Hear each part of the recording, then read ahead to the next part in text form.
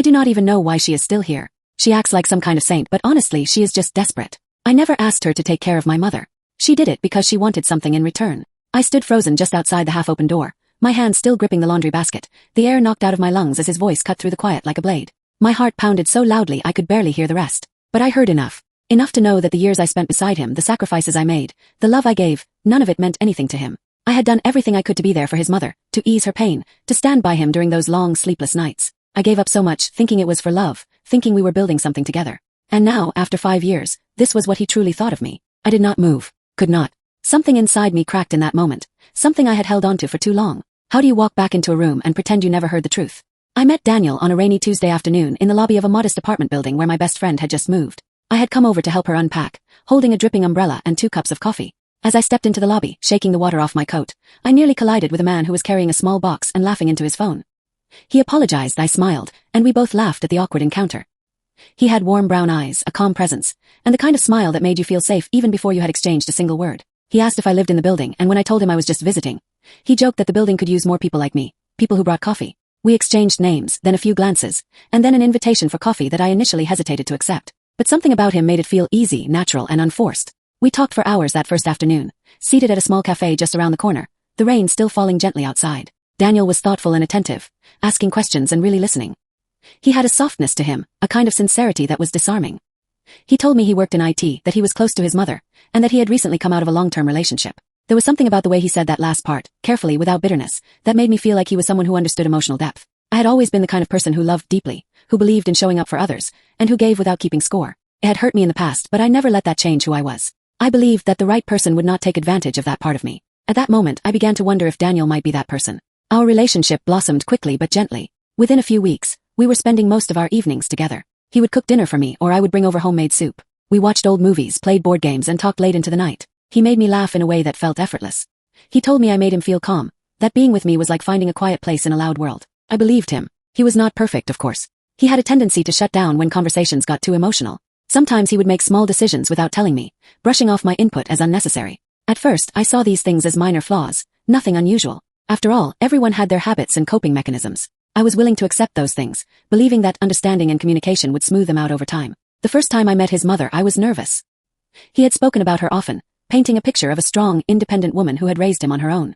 He said she had a sharp tongue but a kind heart. He told me she had high expectations and that not everyone found her easy to be around, but that if she liked you deeply. When I walked into her home, I carried a bouquet of soft pink flowers and a homemade apple pie. She raised an eyebrow at the gesture, but there was a flicker of amusement in her eyes. She did not say much that first afternoon, but she asked me questions. She wanted to know what I did for work, how I spent my weekends, what my family was like. Her tone was measured, polite but cool. Still, I felt I had passed some kind of unspoken test. Over time, she warmed up to me. She began calling me by name, sometimes even inviting me over when Daniel was not around. I helped her reorganize her pantry one weekend, and she sent me home with a jar of homemade jam. Slowly, I became a part of their world.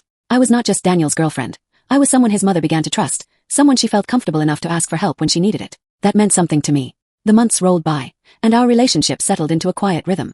We celebrated birthdays together, spent holidays with his extended family, and even took a short trip to the mountains. I began to imagine a future with him. We spoke about moving in together, about adopting a dog, about maybe one day buying a home.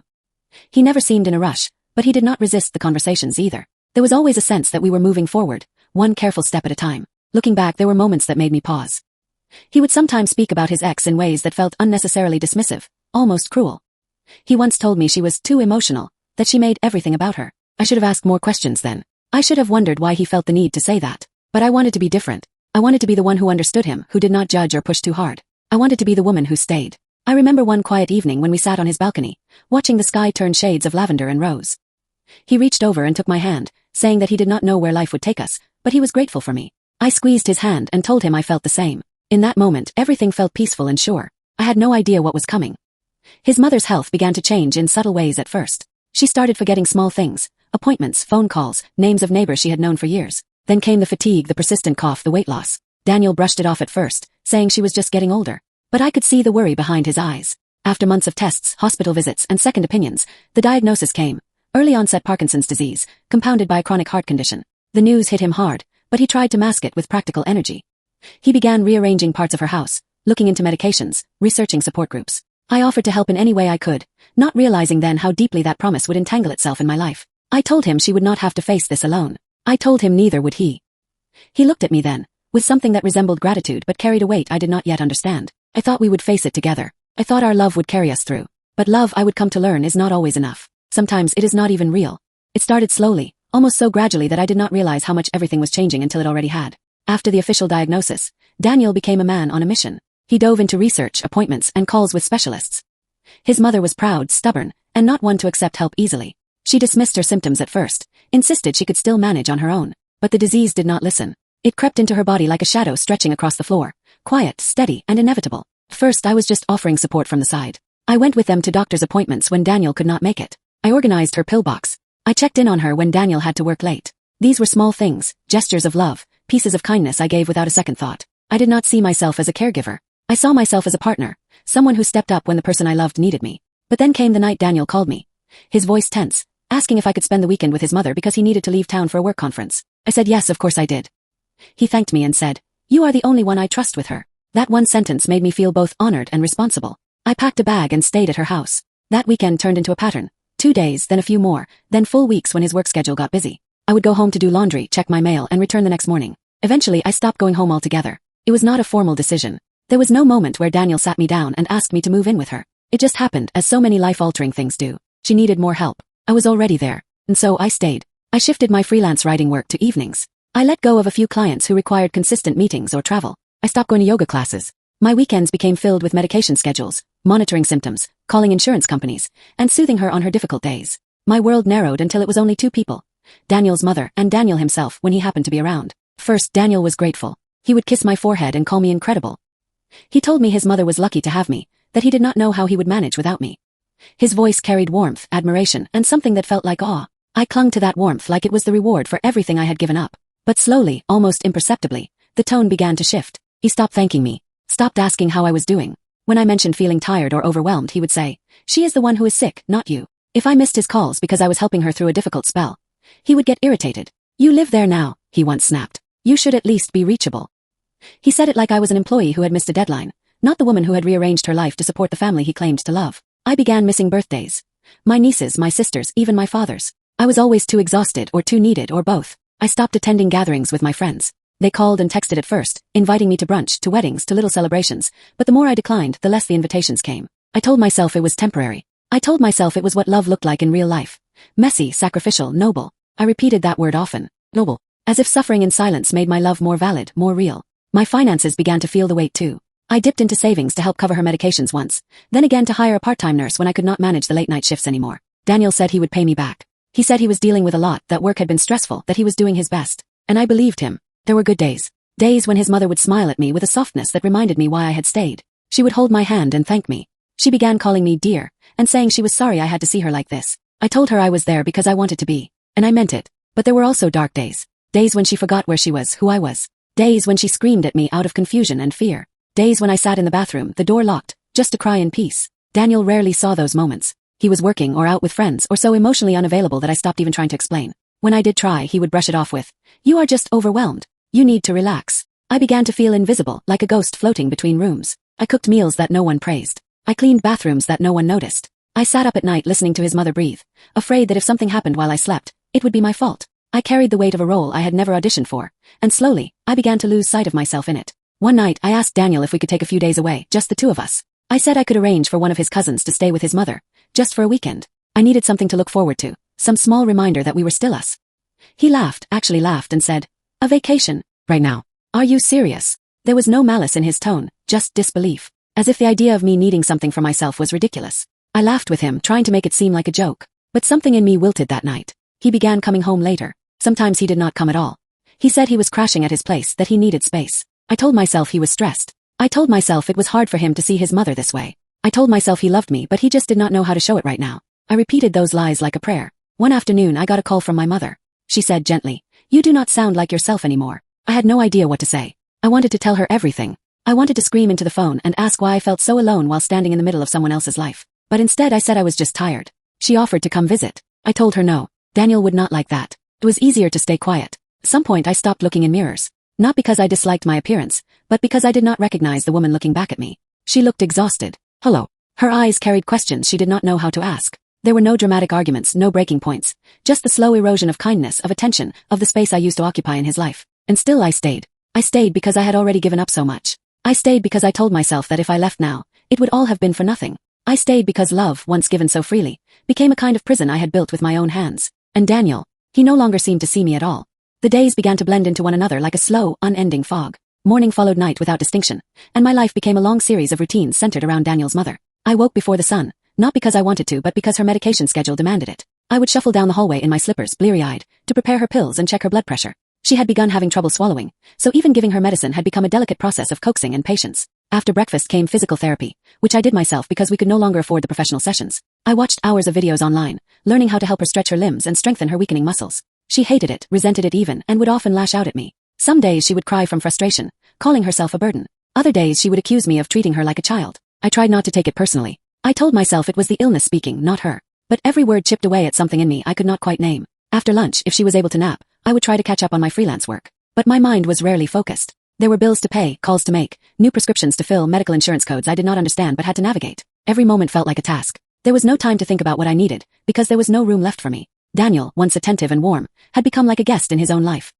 He came by when he could, brought groceries occasionally, stayed for dinner if it was convenient, but he did not ask questions anymore. He did not check in to see how I was doing. Sometimes I would catch him scrolling on his phone during dinner. His face lit up with something that looked suspiciously like amusement, even laughter. I once asked him who he was texting. He shrugged and said it was just a work thing. I let it go, but something inside me froze. I began noticing other signs too. Longer work hours, vague explanations, nights when he would not return calls until the next morning. He had always kept his phone close, but now he guarded it with a kind of subtle alertness that people develop when they have something to hide. I did not accuse him. I did not even voice my suspicions. I was too tired, too deeply entrenched in survival mode to confront another potential truth that could unravel the fragile web I had built around myself. His mother, on her good days, still thanked me. She still called me dear, and held my hand when the tremors calmed enough to let her. On her bad days, she would scream for Daniel, accuse me of keeping her prisoner, or worse, call me by his ex-girlfriend's name. I told myself not to take it personally. I told myself again and again that this was what devotion looked like.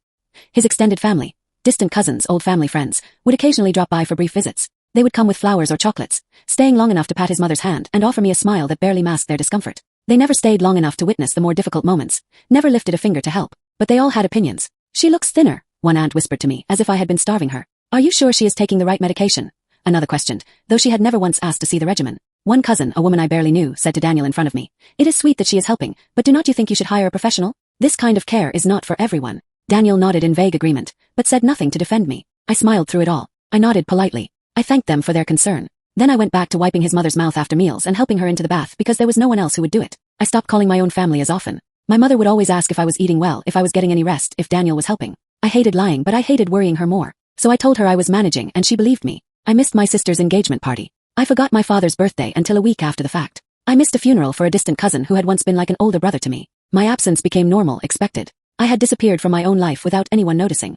There were moments when I would sit in the living room after everyone had gone to bed, the only light coming from the flickering television, and I would try to remember who I used to be. I had once loved painting. I had once had dreams of starting my own business. I had a favorite book I used to read every year. I could not even remember where that book was now. I had a closet full of clothes that no longer fit the person I had become. I began having trouble sleeping. My chest would tighten at night, as if my body was trying to send me signals I refused to hear during the day. I lost weight. I developed headaches that lasted for days. My hands trembled sometimes, not from illness but from sheer exhaustion. I stopped going outside except to run errands. I lived between hospital visits and scheduled routines, between medication charts and grocery lists. My world had shrunk to the size of one home, one bedroom, one bed I rarely slept in alone. Daniel rarely spent the night anymore. He said he had things to do, said he needed space, said it was better for his mental health to keep a little distance. I wondered how he could speak of mental health while I was slowly unraveling under the weight of his mother's care. But I did not say anything. I told myself I had made a choice, and this was the price. I clung to the hope that one day, things would change, that she would stabilize, that Daniel would come back to me, that life would reward me for my loyalty. I told myself that love was about sacrifice, and that mine must be the deepest kind.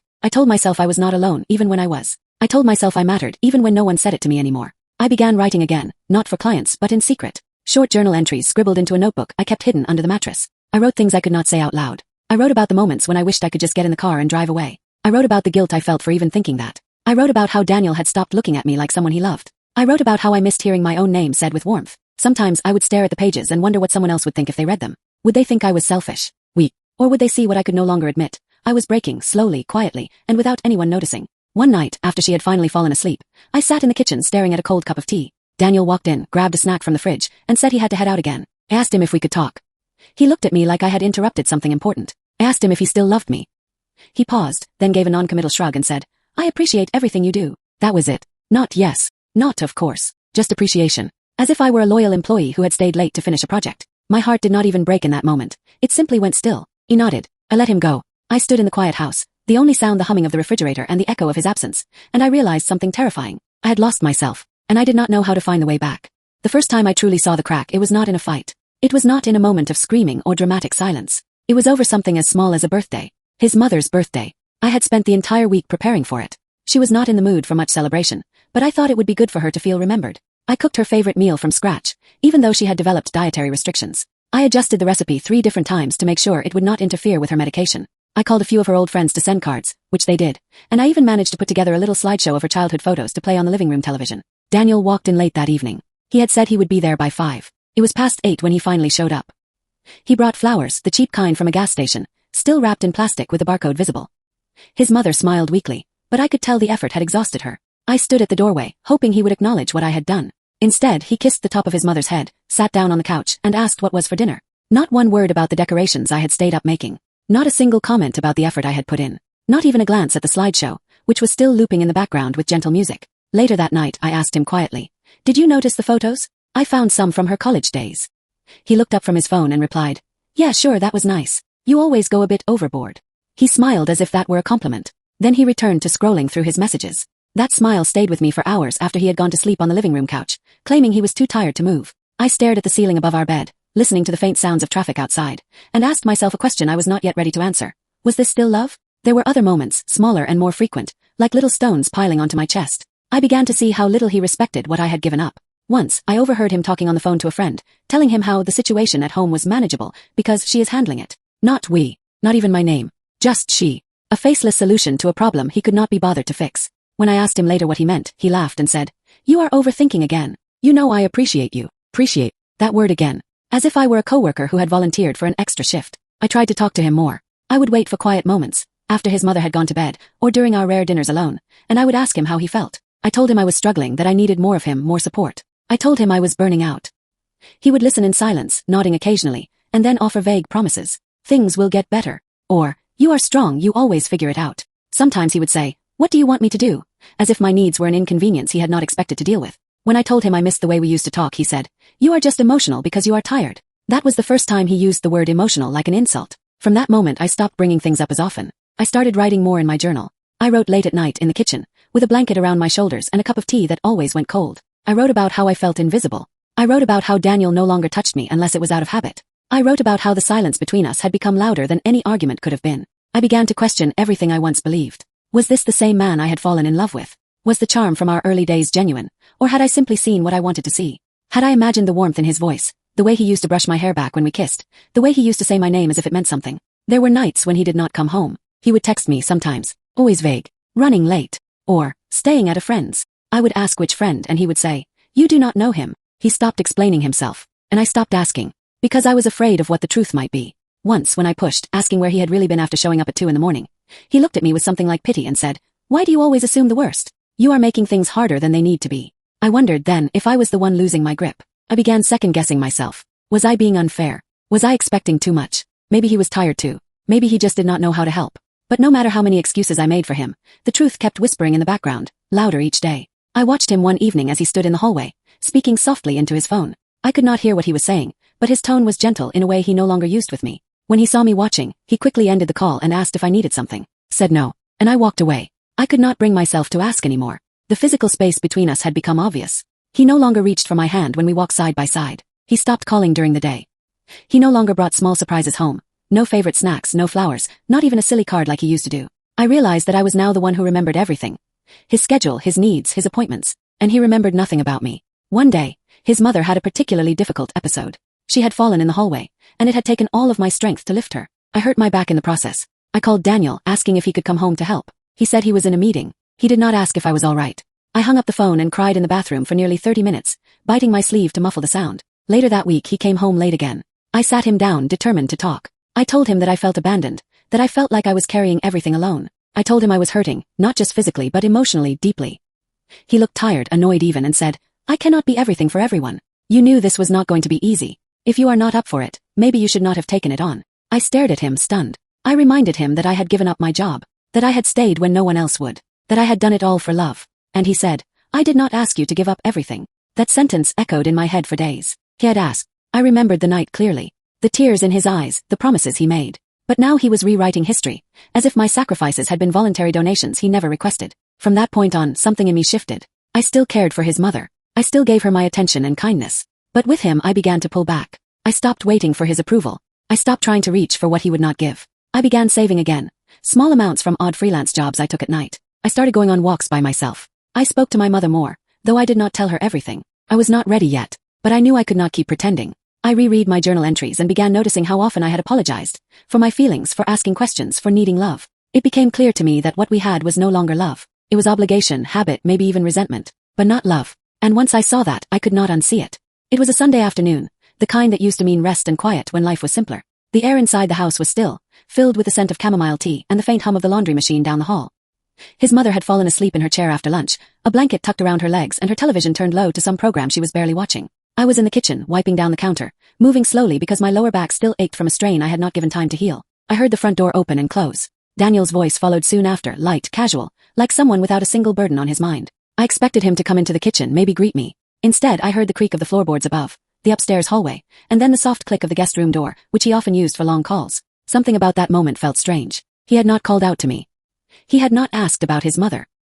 He had slipped into the house like a stranger. I walked quietly toward the staircase, drawn by something I could not explain. Maybe it was intuition. Maybe it was just habit. I stopped halfway up, where the creaking steps met the old wooden banister. From there, I could hear his voice more clearly. He was on the phone and he was laughing. I should have turned back. I should have respected the boundary. But something made me stay. I crouched slightly, listening as he spoke. No man, I swear. She acts like she is some kind of saint. Always doing things for my mom, like she is this perfect little angel.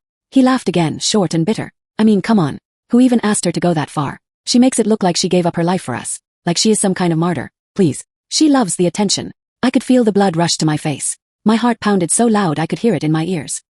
He paused for a second, then said, honestly, she is not even family. She is just someone who got stuck here and decided to play house nurse. I did not marry her. She is just here. My breath caught in my throat. I had heard enough, but my legs would not move. I remained frozen, like a ghost haunting a life I had once believed in. He kept talking. Yeah, I know. I let it go on too long. But you know how it is. She is useful. Like she takes care of everything. My mom likes her. Less work for me. It works. Useful.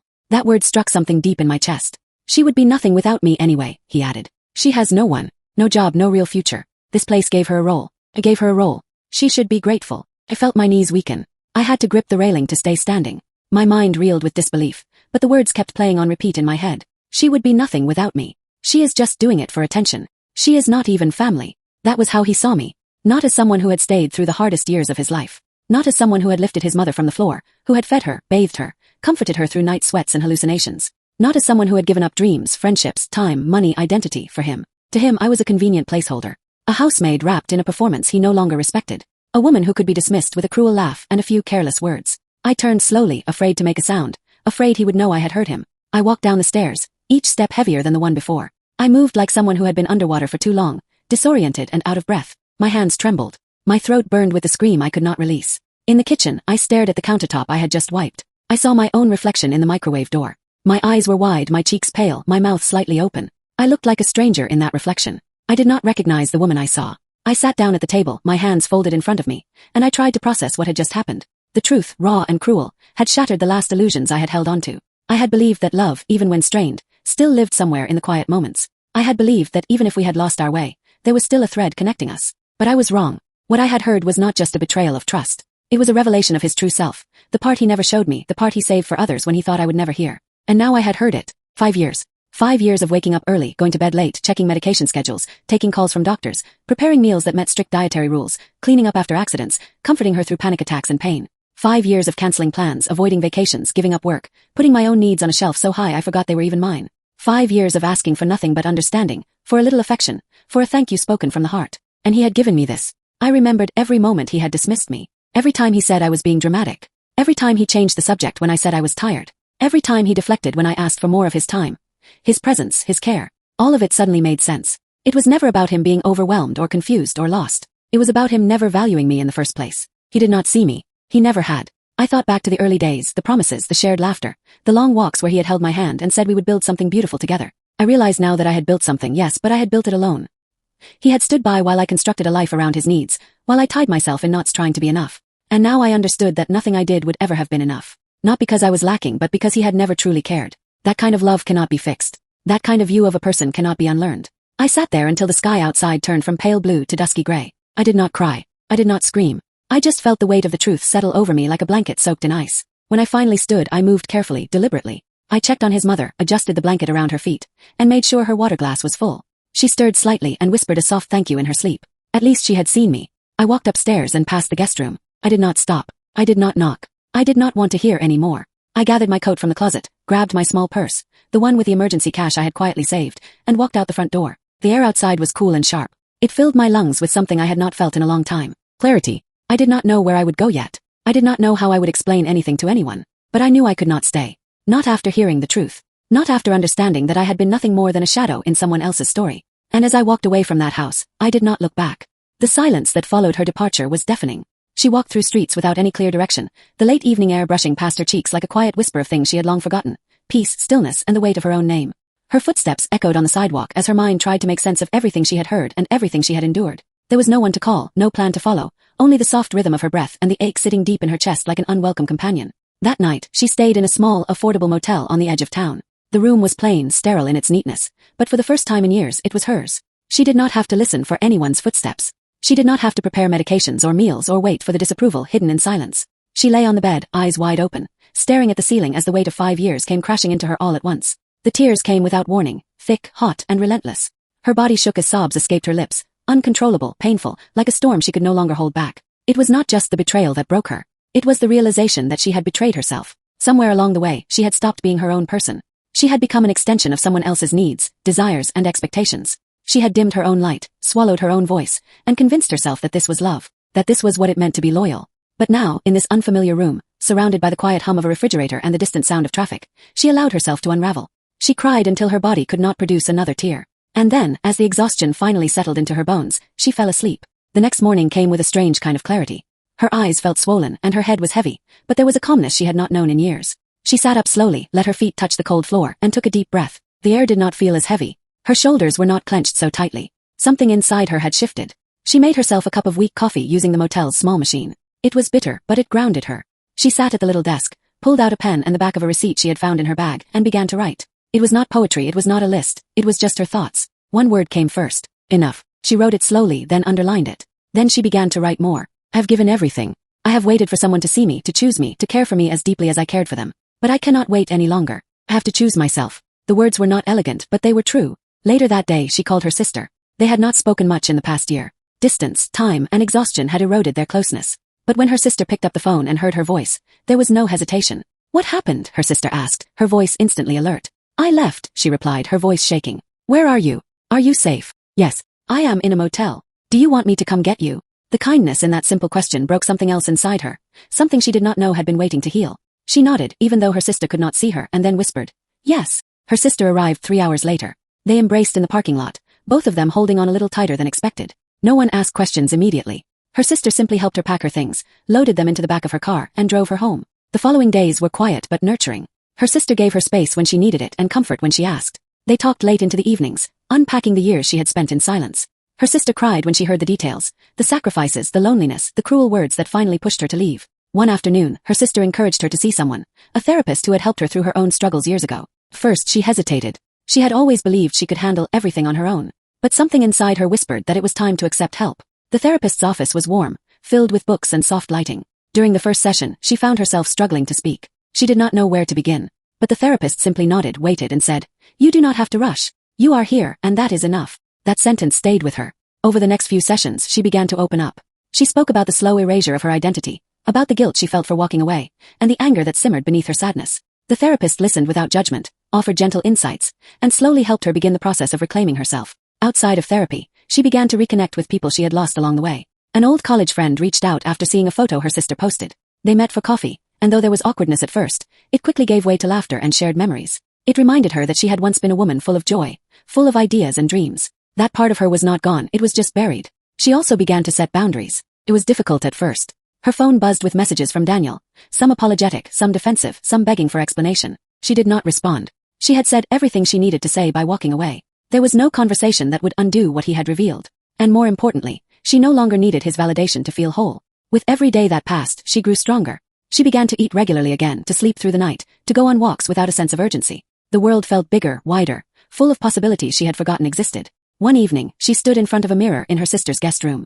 It was a long mirror, and the light from the nearby lamp illuminated her softly. She looked at her reflection for a long time. Her hair was longer than she remembered. There were fine lines at the corners of her eyes. Her shoulders were less tense. She traced the outline of her face with her gaze and whispered, "Who are you?" It was not a question of despair. It was a question of rediscovery. She did not recognize the woman in the mirror, but not because she was lost. She did not recognize her because she was becoming someone new, someone stronger, someone who had walked through fire and come out the other side, someone who had finally chosen herself. And that was enough. She began to make plans, quietly and without ceremony. She found a part-time job at a local bookstore, a calm place where the hours passed with the scent of paper and the comfort of small conversations. She began saving money, little by little, and searching for a small place of her own. A one-bedroom apartment with a window that let in morning light. A space that would belong only to her. She was not rushing anything. She had learned that healing was not a race. It was a slow unfolding, a gentle relearning of how to breathe without fear. But she was no longer standing still.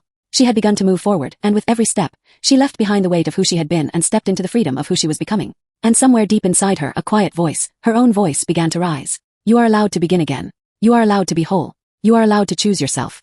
The day she returned to gather her things was quiet. No storm, no drama.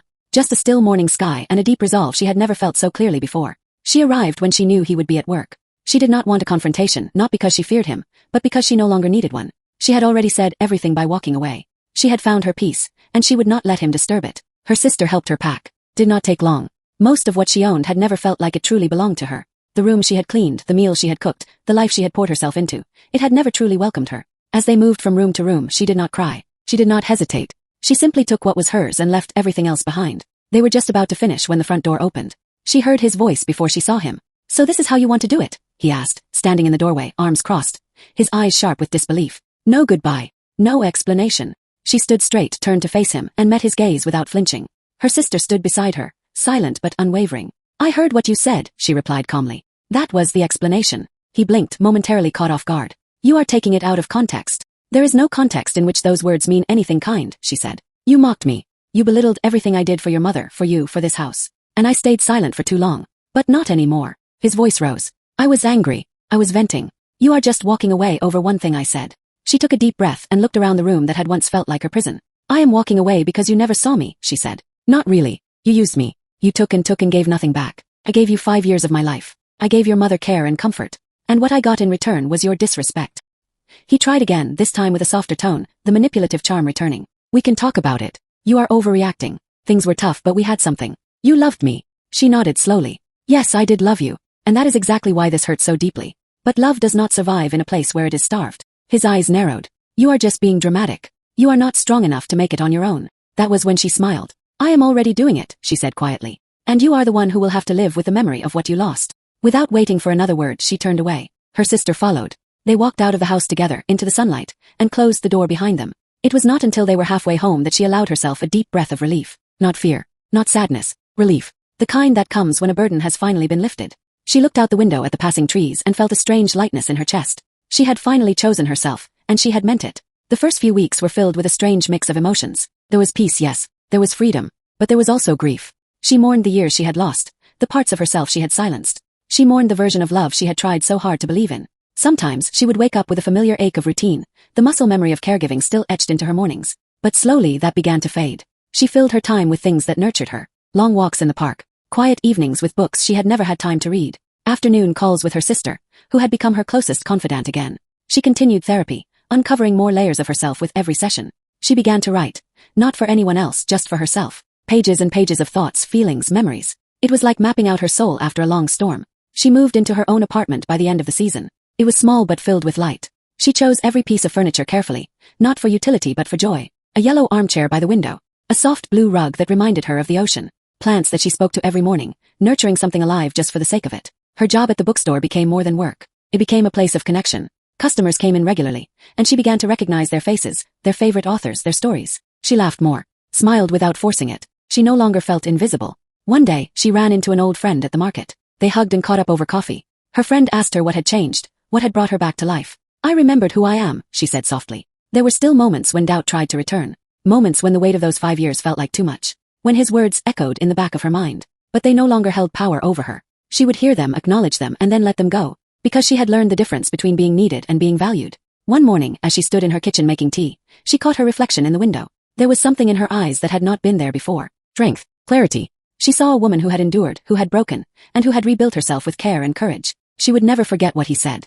Those words were etched into her memory, not because they defined her, but because they reminded her of what she would never accept again. They were a turning point, the final push she needed to return to herself. And now, in the quiet of her new life, she did not regret walking away. She only wished she had done it sooner. But even that thought she held with kindness, because she knew she had left the moment she was ready. Her life was not perfect. It was not flashy or dramatic, but it was hers, fully, freely, finally. She was no longer waiting for someone to see her worth. She saw it clearly every single day.